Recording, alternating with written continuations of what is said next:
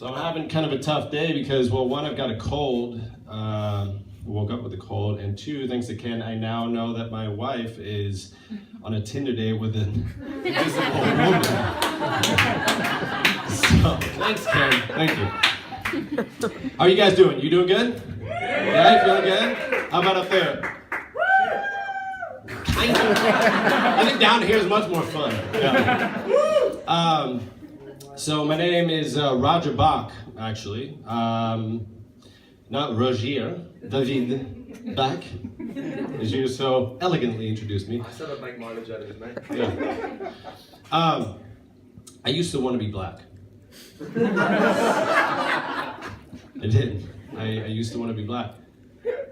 Actually, I still kind of want to be black. Why? I fell in love with hip hop and R&B when I was a kid, and it just, being from the Netherlands and English not being my first language, it didn't really matter. It was this swag, the feel, the emotions. It gave me confidence to shed my skin color.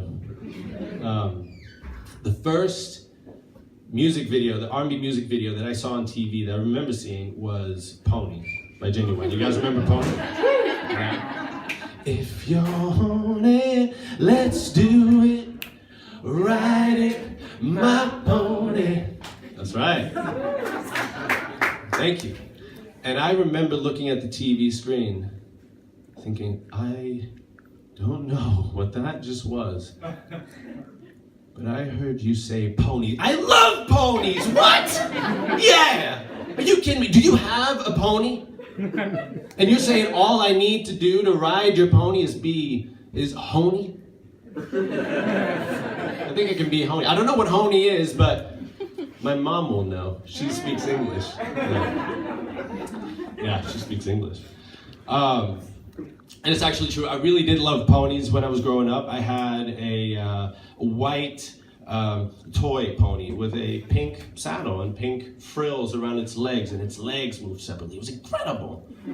And it was bring your toy to school day.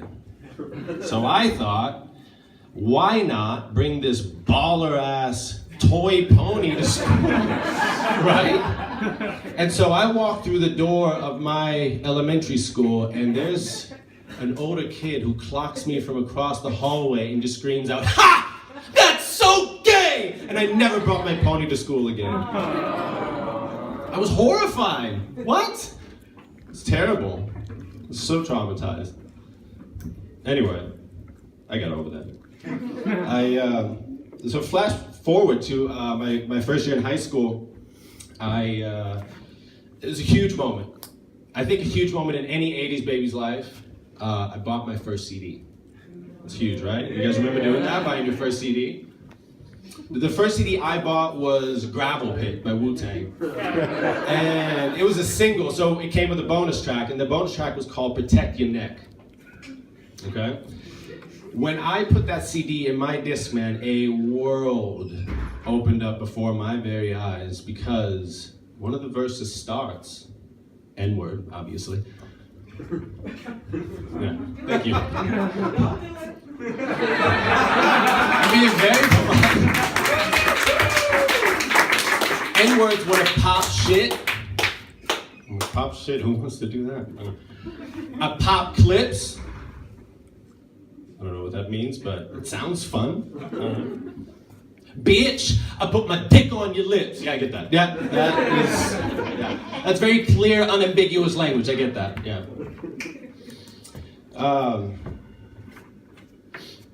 Wu-Tang, man.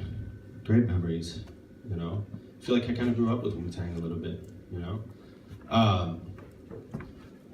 Does anybody here work for a charity organization? No? Good. Because I think those people out there asking for money for charities should be ashamed of themselves. They just appear out of nowhere. God, what the fuck did you think? 80 million children in India have no access to water, food, or education, and most of their parents are missing or dead. I think that's a problem. That's why I'm out here doing something about it. Don't you think that's terrible? How much can I sign you up for? What am I supposed to do? You know, I was the other day standing by the ferries in Central Station, the boats, not the magical creatures. Although there are a lot of them at the Central Station.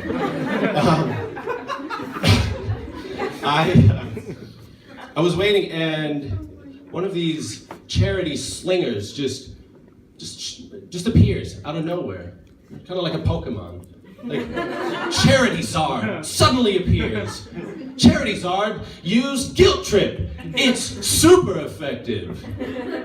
I was like, hi.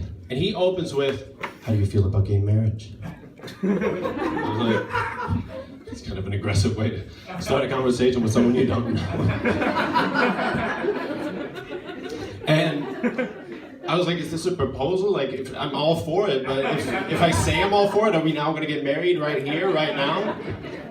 Is this a hidden camera show? Like, where are the cameras? Is Ashton Kutcher trying to bring Punk'd back? You should have let that show die.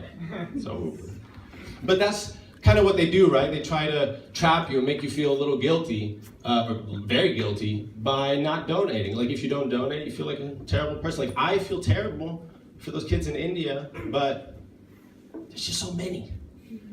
I don't know that. And is my 50 euros a year really going to do anything for them? Is it really going to the charity that I think I'm supporting? Or is it going to the pockets of the CEO of this non-profit organization while he profits his secretary in the ass every Tuesday night? I don't know. I think they're hypocrites. Yeah, exactly. Same thought. I feel the same way. But I guess we're all kind of hypocrites, right? In a way, to some extent, right? You can say that about ourselves. I went to the World Press Photo Exhibition with my wife here in Amsterdam, and it's one of those experiences that really puts into perspective how good we have it here, right?